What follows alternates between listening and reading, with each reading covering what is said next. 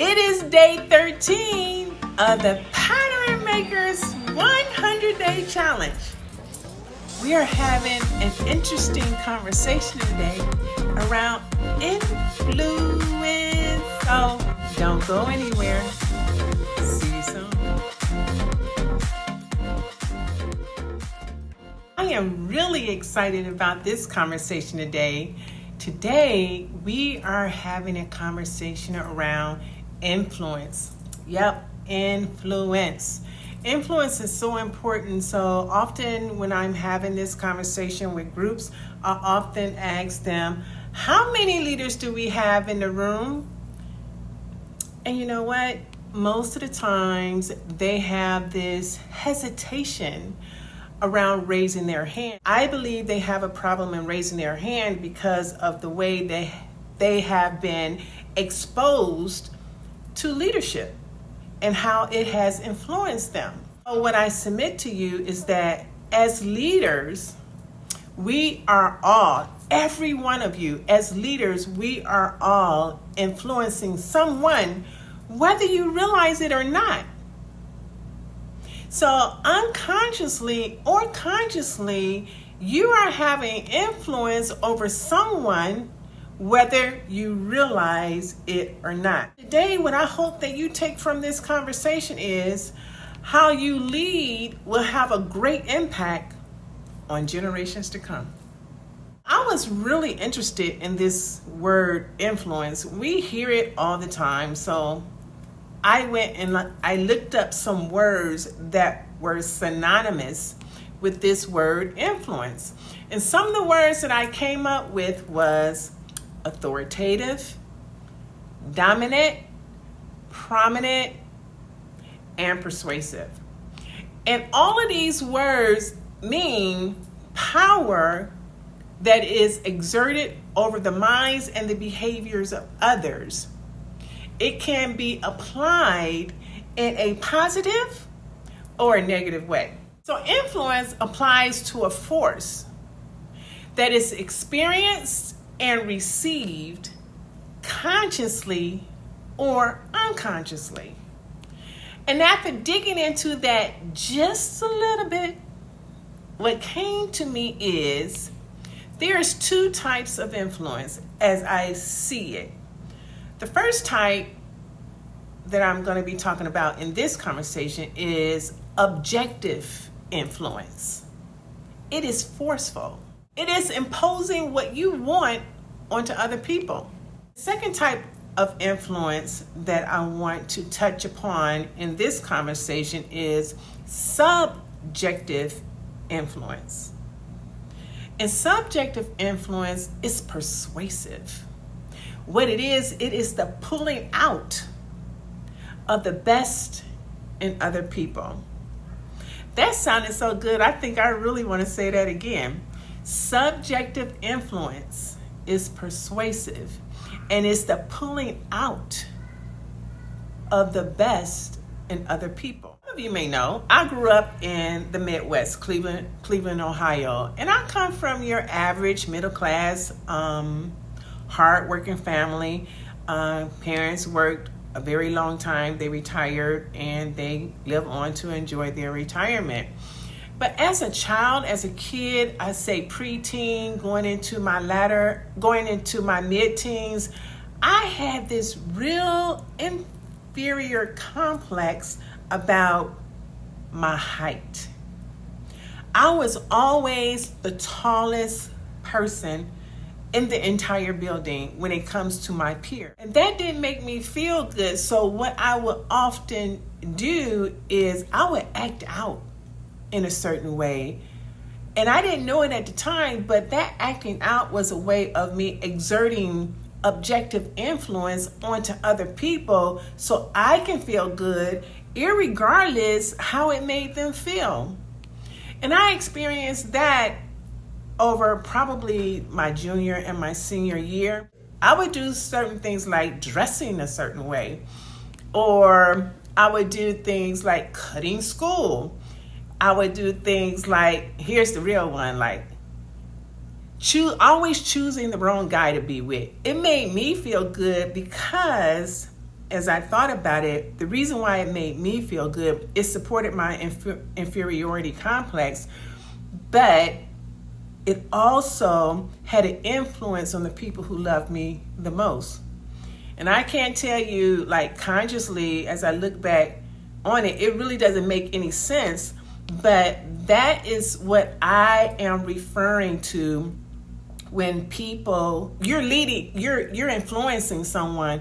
That's what I was referring to when I say you are influencing someone, one, whether you know it or not, and you have to be aware of whether that type of influence is about you or is it about other people. And for me, in that season of my life, that type of influence was about making me feel good, irregardless of what it was doing to other people, because I wanted to be favored.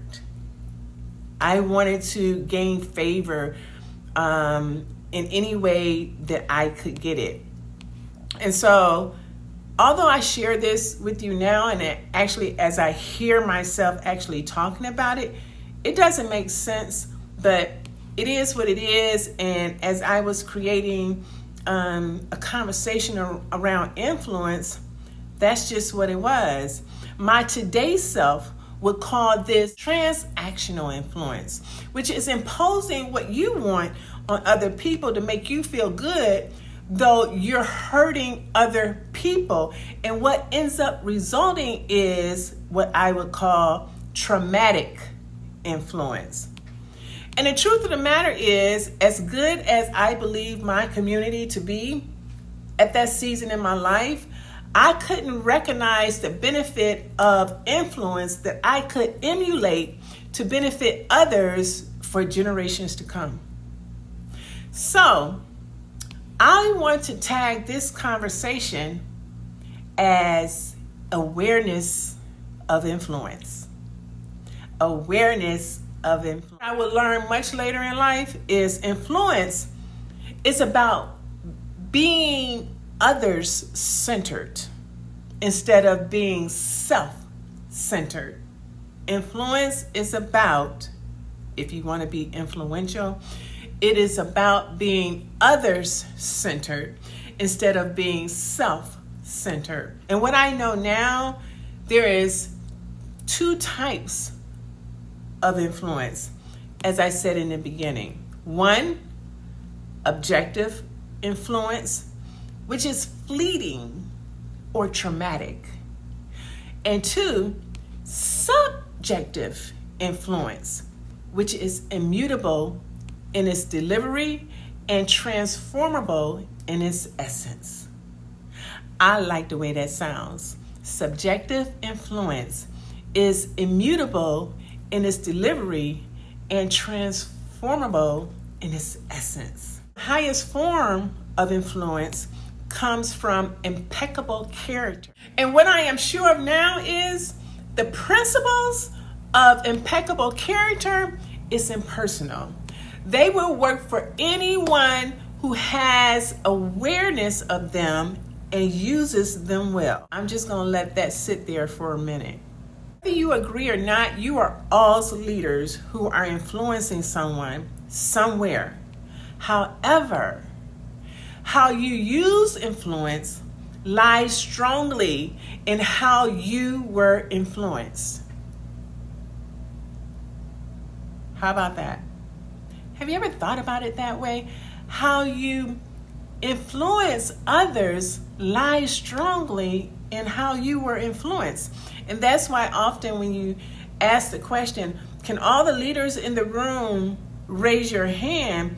Sometimes you may feel a hesitation with your hand going up because your perspective of influence may not be a very good experience, and you don't want to be that person. Unless we are aware of our own character, flaws and all, you may be exposing someone to a behavior that you yourself do not want to experience. This aligns with the law of exposure, which says that once you have been exposed, you can't be unexposed. If we're not careful, we could be unintentionally exposing an entire generation to a legacy of behaviors that won't benefit our culture. And then we look back and have the nerve to say, I don't know what to tell you about this younger generation. Y'all heard it before. Y'all said it before. Well, I can tell you what happened to that younger generation in regards to their behavior when it comes to having the ability to influence. They were exposed. There is some of us right now that have been influenced by someone that didn't have the best character, and it is limiting their potential as we speak. So today, for all of you note takers in the house, today I want to share with you 4 rules that I have used for influence. And by no stretch of the imagination are these 4 rules all inclusive of what influence can be, but they have worked for me. So are you ready? And here we go. Live a life of undivided integrity. It's all about trust, people. It's all about living a whole life. Be perfect? Not at all. And I'm not saying that we have to be perfect, but we do have to be aware of our flaws. We all have cracks in our character.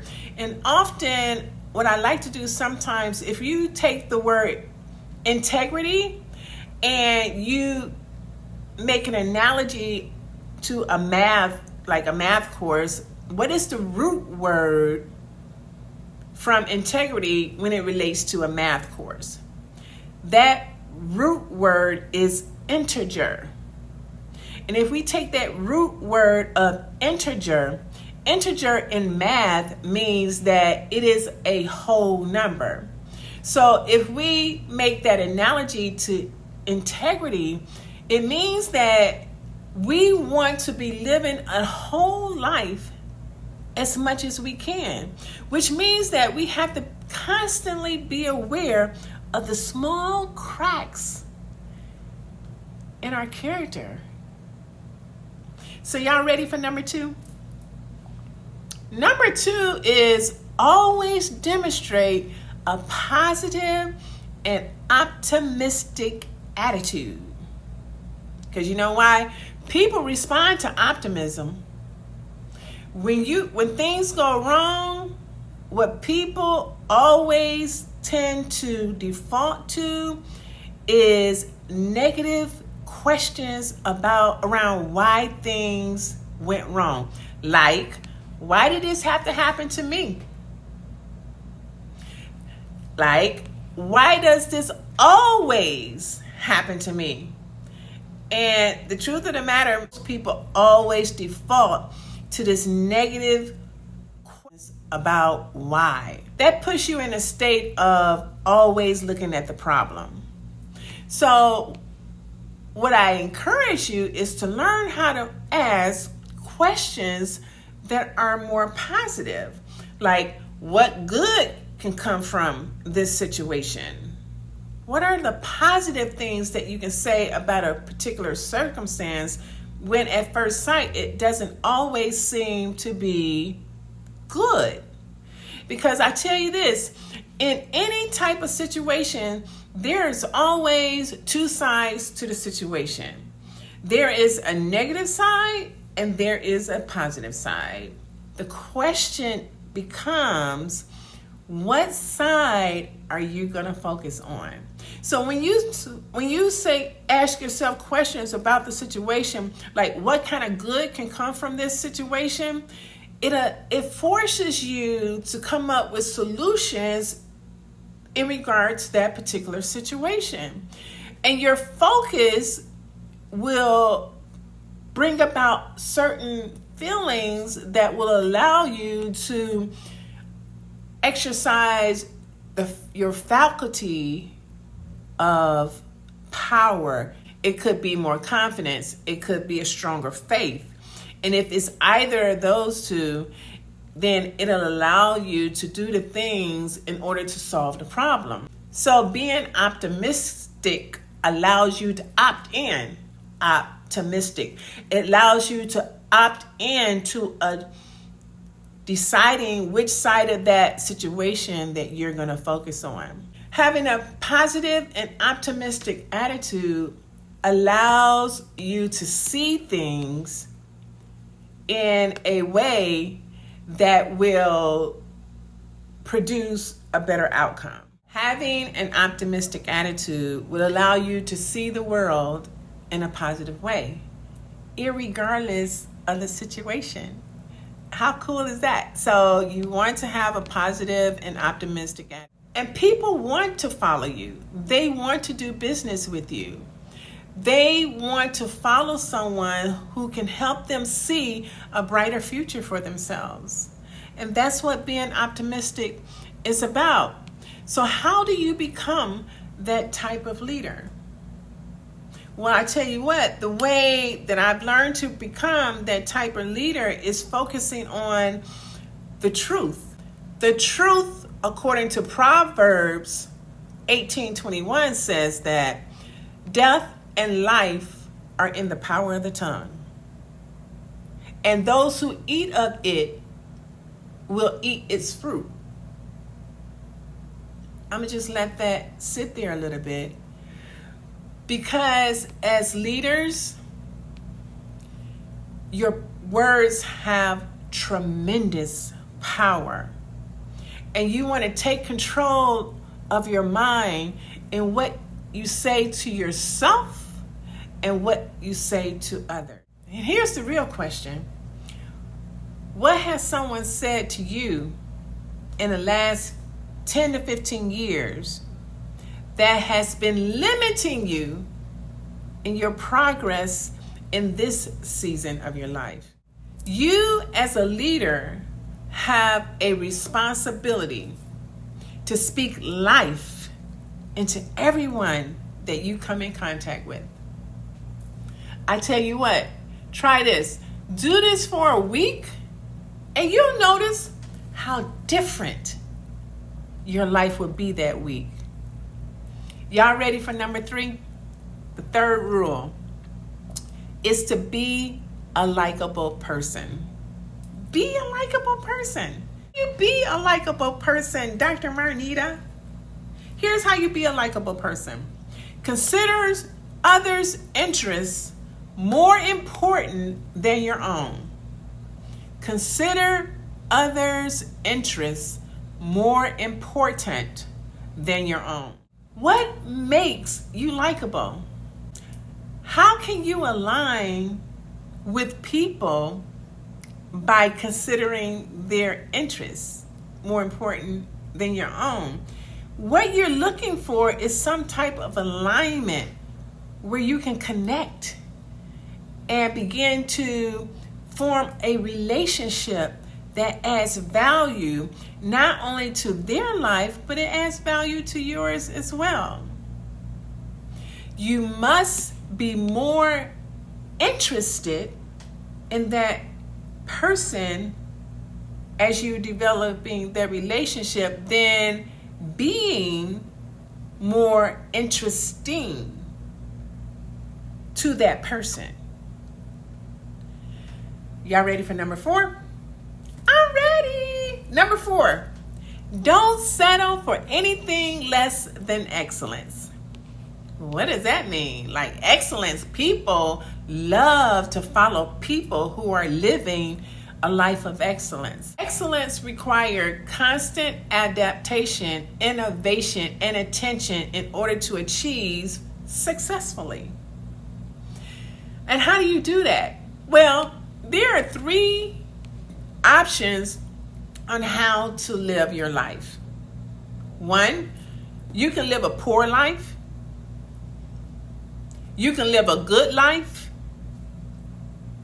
Or you can live an excellent life. Other people are attracted to excellence.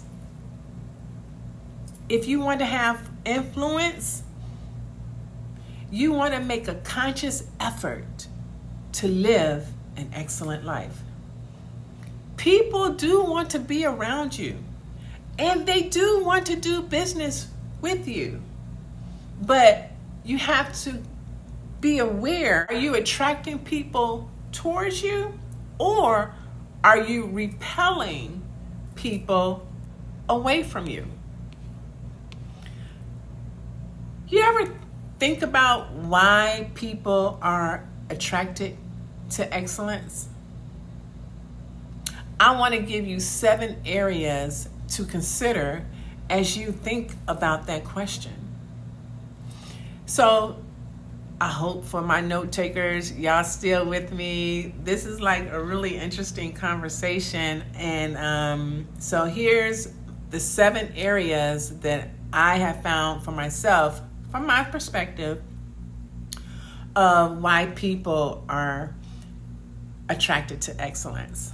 1, your physical appearance. Physical appearance can have a first impression, and it can have a lasting impression. If it has like your first impression, people can only see what you have on, whether you look nice, whether you're color coordinated. That's first impression. But your lasting impression comes from subjective influence. What is your essence transferring over to people who you meet?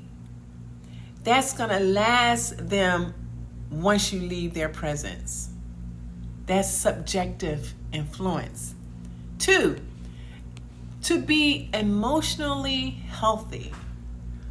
To have the ability within yourself to manage whatever life throws your way. Emotionally healthy. And things are going to happen all the time. The thing is, what are you going to do emotionally? How are you going to manage those emotions, which is going to allow you to do one thing or another based on how you feel? So having the ability to manage your emotions is one of the areas that has an impact on excellence. 3, your intellectual growth. Now, this is a big one. This was a really big one for me, because what I realized in my own life is that at a certain point, I stopped learning intellectual. Once I had received the bachelor's, the master's, and the PhD in chemistry, I thought I was done. I don't need to learn anymore until I got into a certain season of my life and I felt stuck. And I realized that I wasn't feeding me intellectually. I felt stagnated. So I want to leave this one with you, especially when it comes to feeding yourself intellectually. You should be reading. You should be finding something on YouTube that can increase like your personal development, that can help you become more. Because I tell you this, everything you want is on the other side of what you don't know. I'm going to just let that sit there for a minute. Everything that you want is on the other side of what you don't know. 4, spiritual depth. You want to acquire spiritual wealth. What does that mean? You want to continue to develop your virtues as it relates to trustworthiness, truthfulness, assertiveness, compassion, honesty, honor, and last but certainly not least, prayerfulness. 5, relationships. For those of us who are in business, we tend to always lead our relationships with what we do professionally. We need to learn how to leave work at work And when we come home to our families and we are engaging with our friends, it's not about work. It's about adding value to our family and to our friends. Number 6, financial success. Yes, we all want financial success. At least I hope we do. I certainly hope that the majority of us are not spending over 30, sometimes 40% of our lives working and then leaving out saying, well, I only want to just be comfortable, or I just want to make enough so I can be happy. No, stop. Financial success is important. Now, I'm not saying that you have to work that hard to love the money as a result of your hard work. That's not what I'm saying at all. I am saying the relationships that you're adding value to and the relationships that you come into contact on an everyday basis, love those people first, and then use your financial success to love the people. Love the people that you come in contact with on a regular basis, and then use the money that you have acquired from your financial success to love the people. Oftentimes, people are so stingy with the money that they have, thinking that they're holding so tight onto a $2 bill. There are $2 bills that they're holding so tight onto that money, they won't even tip someone in the service industry well. Y'all need to stop doing that. And you wonder why you can't get more mileage out of your efforts. It's because you're being stingy with other people who are providing service to you. And you're like, how do you know that, Dr. Marnita? Because I was always one of those people who was providing service, and there are some people, a lot of people, who would just walk out and not show any type of appreciation for that service. Are you kidding me? And you wonder why you're in the position that you're in. Y'all need to wake up, because you attract who you are. You don't get what you desire. You attract who you are. So loving the people and then using the money to love the people leads us into our 7th area for excellence, which is charitable giving. And you have to remember this old saying, which is very important, which says, "To much whom is given, much is required." So if we are truly living an awareness of influence, we are living a life of transformation based on new experiences that comes from leading a purposeful life, which is a meaningful awareness of influence. I hope this conversation is going to add value to somebody's world and also help them level up in their leadership and in the way they're able to provide influence to the people that they come in contact with on a regular basis. So, if this video has touched you in any kind of way, would you like, subscribe, share, and leave a purposeful comment? I am Dr. Marnita on fire. I enjoy bringing together this conversation on influence. I hope it has helped, and I will see you on the next video. Hello, I am Dr. Marnita on fire from P3 Purposepreneur TV. Thank you for stopping by our channel today, and I hope you enjoyed this conversation. If so, like, subscribe, share, and leave a purposeful comment. Again, from P3 Purposepreneur TV, where purposepreneurs are pattern makers, and pattern makers are movement.